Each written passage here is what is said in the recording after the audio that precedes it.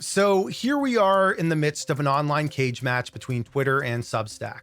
Two platforms that were supposed to make our lives more interesting by giving us instant access to the thoughts of the people we care about, or at least pretend to care about.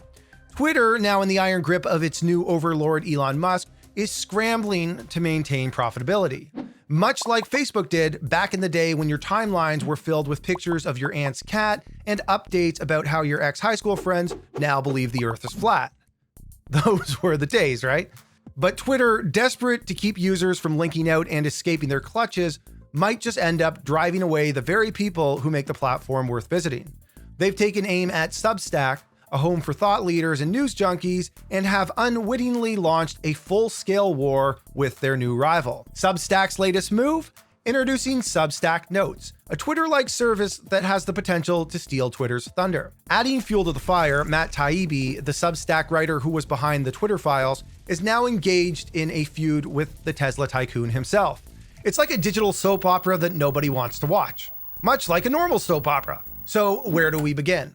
Once upon a time, in the strange world of social media, Elon Musk and Matt Taibbi were working together on something called the Twitter Files. You see, Musk thought this was going to be a big expose on Twitter's former leadership. Turns out it didn't quite catch on with the mainstream media. Now, fast forward a bit, and we find Musk, the proud owner of Twitter, and Taibbi, one of those Substack writing mavericks, on the verge of a digital fistfight. It all started when Taibbi tweeted about how Substack links were suddenly blocked on Twitter. Musk, never one to shy away from a public showdown, responded with a series of claims that were about as accurate as a blindfolded dart thrower.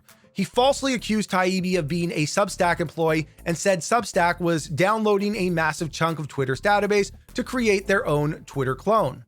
Substack's CEO and Twitter's own community notes feature stepped in to correct Musk's, shall we say, creative interpretation of the facts. But like any good melodrama, the plot thickens. Musk, with all the subtlety of a bull in a china shop, decided to post and then delete a private DM conversation between him and Taibbi. This move raised eyebrows, especially since Musk has been advocating for encrypted Twitter DMs. I mean, seriously, Elon, you can't enjoy the perks of encrypted messaging while spilling the beans publicly. The back and forth didn't stop there. Taibbi, with his 1.8 million followers, announced he'd be leaving Twitter because Musk's changes made it unusable for him. It's been 5 days and he's still hanging around, but who's counting? To top it all off, Taibbi got ambushed on MSNBC by Mehdi Hassan, who went to air to discredit the Twitter Files. Matt Taibbi's week's been so rough, it's like someone put his face on a can of Bud Light. In case you're unaware, last fall, Elon Musk took over Twitter. Some billionaires buy sports teams, others buy islands, while others, like Elon, decide to drop a cool $44 billion on a poorly monetized social media platform. Apparently, Elon saw the mainstream media treating Mark Zuckerberg like a piñata for the last few years and thought, hey, this seems like fun. Elon originally promised a town square focused on free speech. And boy, did he deliver. Well, at least initially. He reinstated high-profile accounts previously banned for violating Twitter's rules, bringing back the likes of Andrew Tate, Donald Trump, and Kanye West, or Ye, which Kanye then shared a photo of Elon with his shirt off and got banned again. Side note, Kanye at the time decided to take on the cause of anti-Semitism. But he has since decided that he no longer wants to take on this cause because after rewatching Jonah Hill's Jump Street series, he realized that the high-stakes crime comedy was just too funny for him to continue to hate on the Jews. I'm not making this up. Anyways, under Elon's watchful eye, Twitter rolled out its subscription service, Twitter Blue. They did this at a modest $8 per month. The service provides users with bonus features like an edit button, boosted visibility, a whopping 4,000 character limit, and fewer ads. Oh, and let's not forget that coveted blue checkmark, so now everyone can pretend they're famous on the app. But the fun doesn't stop there. Twitter also decided to play mix and match with users' timelines, offering both the latest tweets and those recommended by Twitter itself. Not to mention all of Elon's best friends like David Sachs starting to show up in your timeline. It's like enjoying your favorite cereal, but with a sociopath on the cover of the cereal box. Let's talk about Substack and how it ended up here. Substack was launched in 2017 by Chris Best, Jaray Sethi, and Hamish McKenzie. Three wise men that had a simple yet ambitious goal: to build a better future for writers and let them run their own personal media empires. You know, like a modern day William Randolph Hearst, but without the whole clickbait thing.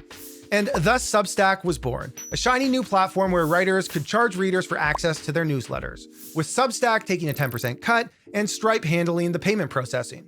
Substack's popularity soared as they signed up heavy hitters like Bill Bishop, Matt Taibbi, Andrew Sullivan, and Glenn Greenwald. By 2019, the platform boasted over 50,000 paying subscribers. Fast forward to February 2023, and Substack has amassed 2 million paid subscriptions and 20 million monthly active users. Revenue data is a bit murky, but the most recently available public data indicates they had gross revenues of just under $12 million in the full year 2021. Which is great, but still pales in comparison to a company the size of Twitter. This brings us to the event of last week. In a bold move, Substack introduced a new feature called Substack Notes.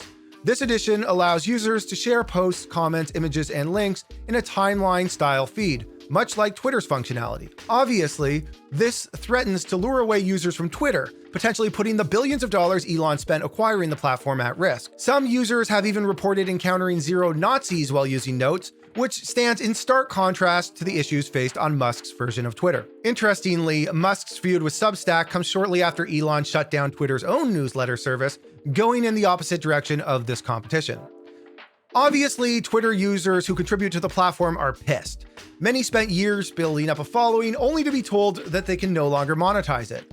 Doomberg has gone to Twitter to tell us that Notes has much better users than Twitter. Majid Nawaz, who has 500,000 followers on Twitter, tweeted that same picture that got Kanye banned. Which, I gotta go back to Kanye. That picture is really not that offensive in the grand scheme of things that Kanye says or does. Thor Benson calls Twitter's move a truly pathetic response. Lynn Alden calls bullshit on Elon's love of free speech.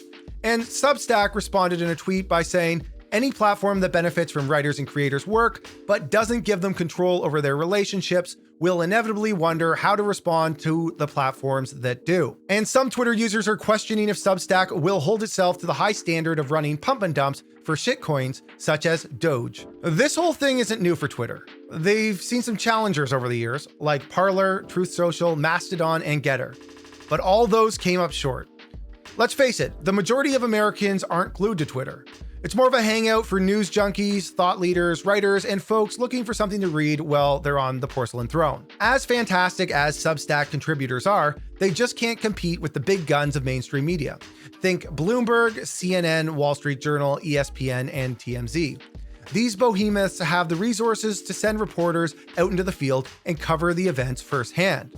You know, that timely stuff, which is kind of at the heart of a platform for people looking for the most up-to-date information. Now, let's talk strategy. If Substack Notes really wants to go head-to-head with Twitter, they should take a page from Spotify's playbook. Remember how Spotify got major record labels on board by offering them equity stakes and profit sharing in exchange for licensing their music? Substack could do something similar. Picture this. Substack approaches top media companies. They offer them hefty equity stakes in the platform in return for their exclusive participation. Next, we would see writers and personalities no longer allowed to post on Twitter as part of company policy, which would then have them all migrating over to Substack Notes. Imagine if someone like Rupert Murdoch got all of his Fox News and Wall Street Journal personalities to jump ship. Let's say he does this in exchange for a 3% equity stake in Substack. If successful and they manage to topple Twitter, Substack's valuation could easily shoot to $20 billion. And just like that, Rupert's sitting pretty with a cool $600 million in equity, all because he simply told his writers to switch platforms. So there you have it. If Substack Notes wants a real shot at dethroning Twitter, they're gonna need to get mainstream media on board, just like Spotify did with record labels. Whether we're talking about Twitter, Substack, or some future incarnation, this is where we're inevitably heading. Because in the end, it's those breaking stories who will drive a real-time news platform. That's the value add, and that requires real infrastructure to do on a large scale. And ultimately, who doesn't want a bigger piece of the social media pie? All right, everybody, thank you so much for watching. If you could do me a big favor, please hit that like button, subscribe, and ring that notification bell. Also, let us know what you think in the comments section. I love you all.